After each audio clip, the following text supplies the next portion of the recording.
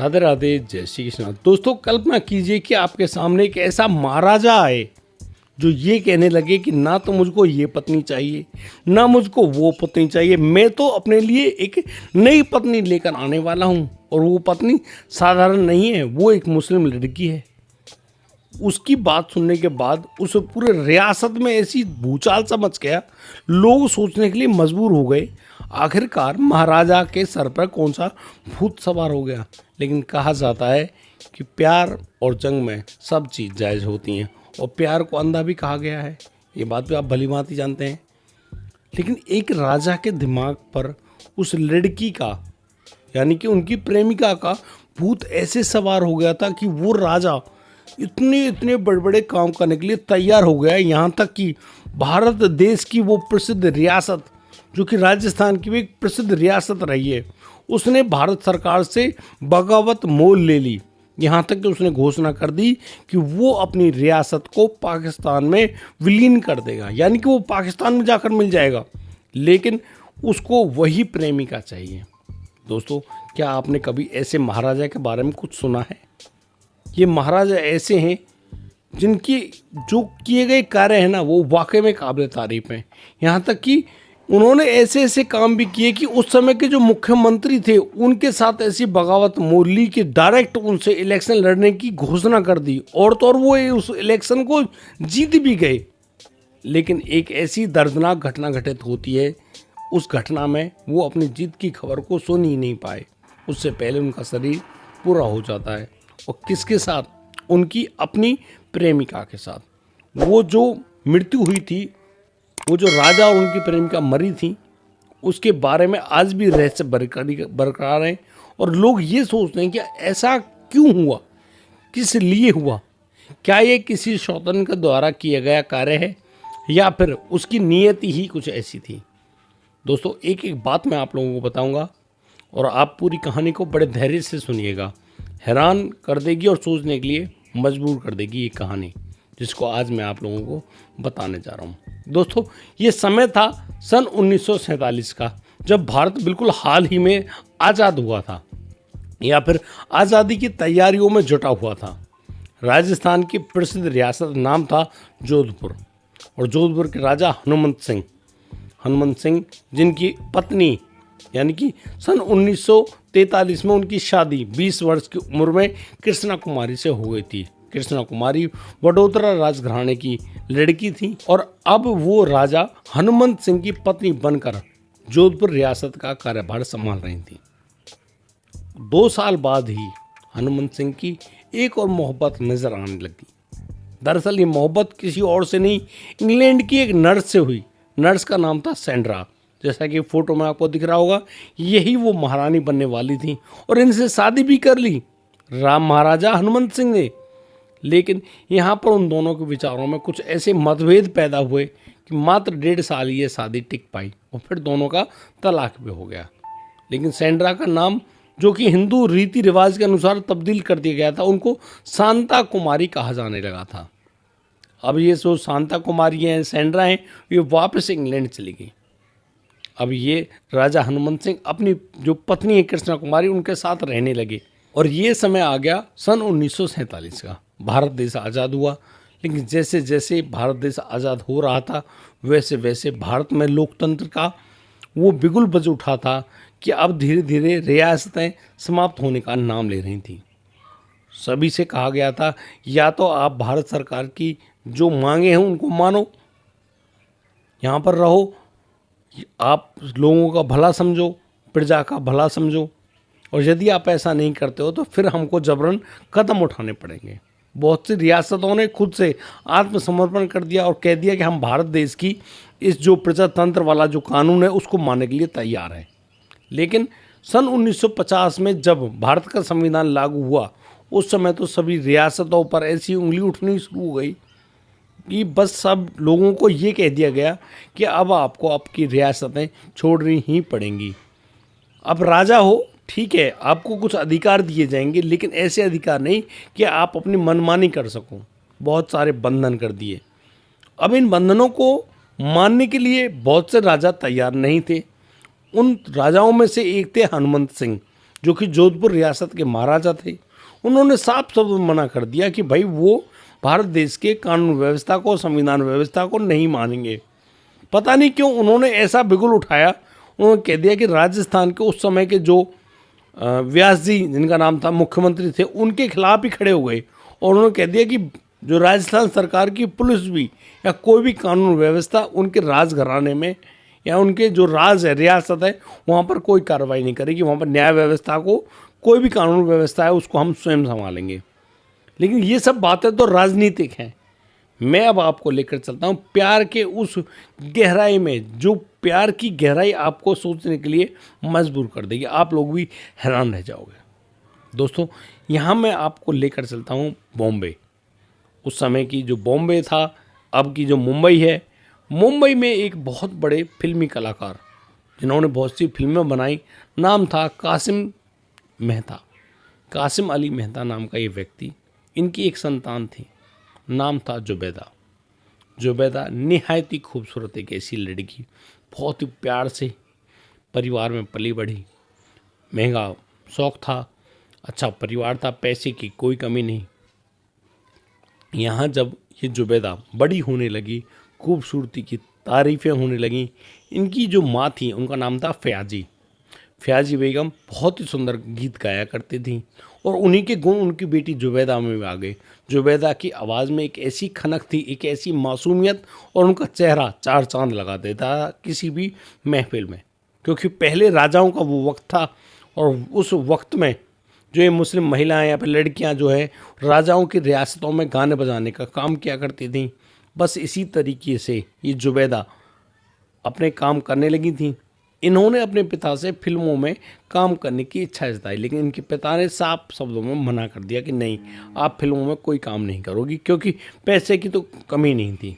लेकिन जुबैदा को एक ऐसी खास बात मालूम चल गई थी कि एक उस समय की हिंदी सिनेमा की अभिनेत्री जिनके साथ उनके पिता कासिम का एक संबंध था, करीबी संबंध जिसको बोलते हैं, वो अभिनेत्री अक्सर उन जुबैदा के घर पे आया करती थी और उससे जुबैदा की बहुत अच्छी दोस्ती भी हो गई। और यहाँ पर उस जुबैदा और उस अभिनेत्री की दोस्ती की वजह से जुबैदा को एक फिल्म में काम करने के लिए काम मिला। उस फिल्म में उन्होंने काम भी किया, नृत्य भी किया। लेकिन कासिम अली को जब ये मालूम चल गया तो उन्होंने उस फिल्म को रिलीज ही नहीं होने दिया। ये था उनका दबदबा उस समय जो फिल्मी जगत था। उन्होंने अपनी बेटी की इस कारगुजारी पर थोड़े नाराज़ हुए और अपने एक दोस्त से के बेटे से, जो कि इंग्लैंड पढ़कर आ रहा था, उससे शादी करवा दी। ये शादी हुई और शादी के महज 1 साल बाद ही जुबैदा माँ बन जाती हैं। उनको एक बेटा पैदा होता है, नाम होता है खालिद मोहम्मद। खालिद मोहम्मद सुंदर बच्चा, लेकिन उसी समय भारत और पाकिस्तान का बंटवारा हो गया और जिस व्यक्ति से जुबैदा ने शादी करी उसका परिवार पाकिस्तान जाने की कहने लगा। कासिम अली के साफ शब्दों में मना किए जाने पर कि हम पाकिस्तान नहीं जाएंगे, ना ही हम अपनी बेटी जुबैदा को पाकिस्तान भेजेंगे, इसलिए आप लोग तलाक ले लो, मेरी बेटी मेरे घर पर ही रहेगी। उन्होंने जुबैदा को वहाँ उसके शौहर के साथ पाकिस्तान नहीं जाने दिया। अब इस घर में, कासिम अली के घर में, वो जो लड़की जुबैदा है उनका जो 2 वर्षीय बेटा खालिद मोहम्मद रहने लगा और बस ज़िंदगी आगे बढ़ने लगी। कासिम अली बहुत अच्छे ढंग से अपनी बेटी का ख्याल रखते। बेटी भी अपनी माँ की तरह गाने बजाने में थोड़ा इंटरेस्ट लेने लगी, फिल्मों की तरफ ताका झांकी तो करती, लेकिन पिता की बंदिशों के कारण वो ऐसा बिल्कुल नहीं कर पाई। ये ज़िंदगी थोड़ी सी आगे तो बढ़ती है। समय आता है सन 1950 का। सन 1950 में जोधपुर की रियासत में उनकी बेटी राजेंद्र कुमारी की शादी तय होती है और इस शादी में जो समारोह था पूरा, उसमें बहुत दूर दूर के कलाकार आए थे गाने बजाने, नृत्य करने, अपने अपने जो महफिलें हैं उनको सजाने के लिए। उनमें आने वाली ये जुबैदा ने जैसे अपनी खनक की आवाज़ के साथ गाना शुरू किया, महाराजा हनुमंत सिंह उस पूरी प्रक्रिया में जुबैदा को एकटक देख रहे थे और ये उनकी टकटकी लगाकर देखना, कहीं ना कहीं दोनों की निगाहें मिली और दोनों ने एक दूसरे को बस अपने हृदय की बात कह दी। राजा हनुमंत सिंह बहुत ज़्यादा खुश हुए। उन्होंने जुबैदा से अभी कुछ नहीं कहा, लेकिन जैसे ही जुबैदा का वो प्रोग्राम समाप्त हुआ, अगले दिन जुबैदा को लौट के जाना था मुंबई। वो रेल में बैठकर वहाँ से निकली तो सही, लेकिन अगले ही स्टेशन पर वो रेल से उतर गई। और जैसे ही वो वापस वहाँ पहुँची जोधपुर, हनुमंत सिंह के सामने, हनुमंत सिंह के एक प्रसिद्ध करीबी थे जिनका नाम था भारतेंद्र। भारतेंद्र के पास वो महिला यानी कि वो लड़की जुबैदा आई थी। जुबैदा ने अपने दिल की बात कह डाली। यहाँ पर हनुमंत सिंह की और जुबैदा की फिर से वही मुलाकात हुई, दोनों के आपस में बातचीत हुई। वो कहने लगे कि तुम ऐसे कैसे आई, क्या दिक्कत हुई, क्या परेशानी हुई। लेकिन जुबैदा ने आंखों में आंखें डालकर कहा कि वो तुमसे दूर नहीं जाना चाहती। उसने सोचा तो था कि वो मुंबई जाए, लेकिन वो मुंबई जा नहीं पाई।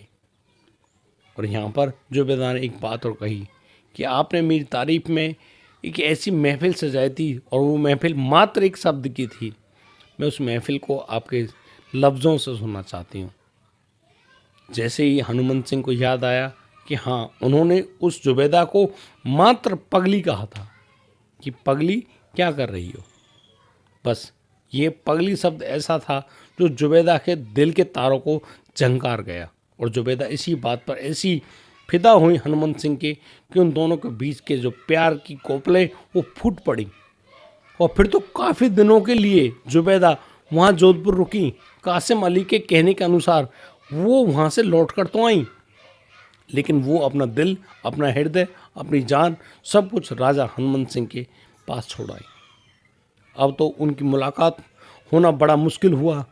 अब वो मुंबई में कहाँ पर रहती इसके बारे में उनके पास कोई जानकारी नहीं थी। यहाँ राजा हनुमंत सिंह ने अपने करीबी को भेजा बॉम्बे और कहा कि उनके बारे में पता निकाल कर लाओ। उन्होंने पता निकाला और फिर महाराजा हनुमंत सिंह को बताया। महाराजा हनुमंत सिंह स्वयं बॉम्बे आते हैं और फिर उस परिवार में भी जाते हैं। जुबैदा के पिता कासिम अली, उनकी जो माँ थी फयाजी, उनसे बातें की महाराजा ने और उनसे उनकी बेटी का हाथ मांगा। लेकिन उन माँ बाप ने साफ साफ मना कर दिया कि नहीं, वो अपनी बेटी को किसी भी राजा के यहाँ नहीं भेजेंगे। राजा ने कहा कि वो अपनी पत्नी बनाएंगे, लेकिन यहाँ पर उनके माता पिता ने साफ कहा कि वो अपनी बेटी को किसी की पत्नी, किसी की सौतन नहीं बनने देंगे, ना ही धर्म परिवर्तन करने देंगे। लेकिन कहीं ना कहीं वो माता पिता भी अपनी बेटी की मजबूरी के आगे मजबूर हो गए।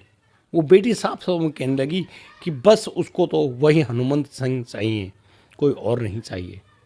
और दोस्तों, यहाँ पर उनके माता पिता ने उनके सामने एक ऐसी शर्त रख दी जिस शर्त पर किसी भी माँ का दिल दहल जाए। उन्होंने कहा कि उनका जो 2 साल का बेटा खालिद मोहम्मद है वो उनके पास रहेगा। दरअसल उनकी कोई औलाद नहीं है, कम से कम वो उस बच्चे के साथ जिंदा तो रह लेंगे, वरना वो मर जाएंगे। जुबैदा अपने माँ बाप के लिए अपनी छोटी सी संतान को छोड़कर महाराजा हनुमंत सिंह के साथ रवाना हो गई।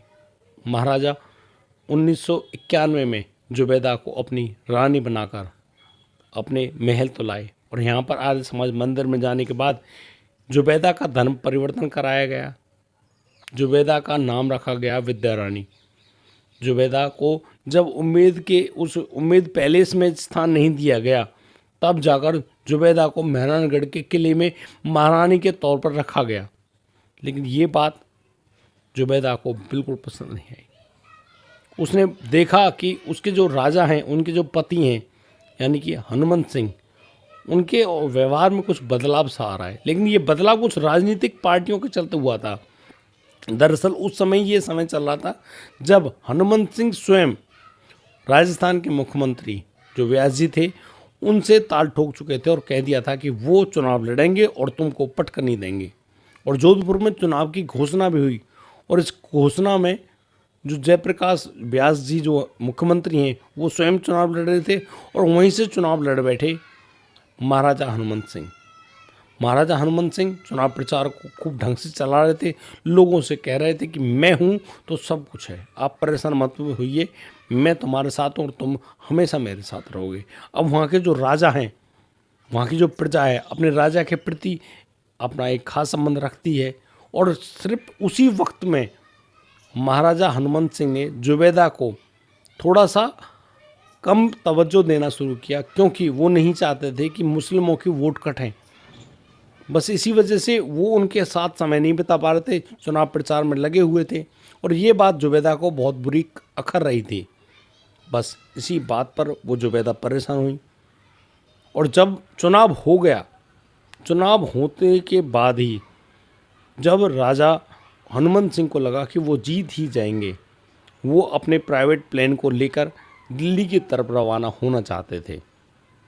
उनके साथ जा रही थी उनकी पहली पत्नी कृष्णा कुमारी, लेकिन यहाँ पर जुबैदा जिद करती हैं और वो कहते हैं कि कृष्णा नहीं जाएगी, वो जाएगी, यानी कि जुबैदा उनके साथ जाएगी।